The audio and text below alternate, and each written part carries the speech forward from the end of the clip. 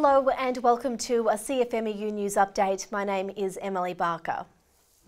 The CFMEU is concerned by the dramatic rise in 457 temporary work visas for foreign trade workers despite the downturn for their local counterparts.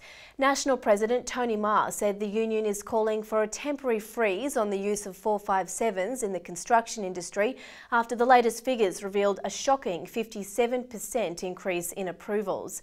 As part of the Let's Spread It Around campaign, the CFMEU is supporting a freeze on 457s amid concerns employers are misusing the system to create a pool of cheap guest workers. National Construction Division Secretary Dave Noonan said the 15,000 457 visas granted for trade occupations in 2012 to 13 was an insult to the 68,000 construction workers who lost their jobs last year. Fly-in, fly-out work is being likened to a cancer for mining communities, a parliamentary committee report is expected to announce this week. The inquiry into FIFO and drive-in, drive-out labour is understood to be highly critical of the social and economic effects on regional Australia. The inquiry is led by federal independent MP Tony Windsor, who is expected to call for scrutiny of the fringe benefit tax exemptions which led to the FIFO explosion in the Bowen Basin and the Pilbara.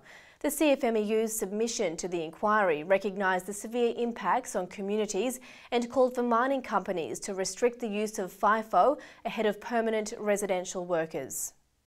Queensland mine workers have welcomed a commitment by the Newman government that it will not weaken the state's coal mine safety laws. Mines Minister Andrew Cripps gave the assurance that the government did not intend to change mining legislation that would diminish mining health and safety in any way. The comments followed a visit to the Minister from Queensland District Secretary Tim White and Joe Ufer, whose son was one of 2 Australians killed in the Pike River disaster. The pair sought urgent talks with the Minister following the Queensland Resources Council's push to abolish the powers of district check inspectors.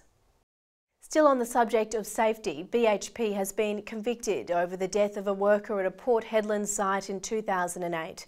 The multinational was convicted of breaching the Mine Safety and Inspection Act by exposing Andrew McLaughlin to a hazard that resulted in the 52-year-old's death.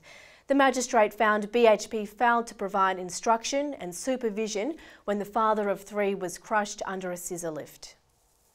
For more information on these stories, plus the latest from the Let's Spread It Around campaign, please go to the CFMEU website.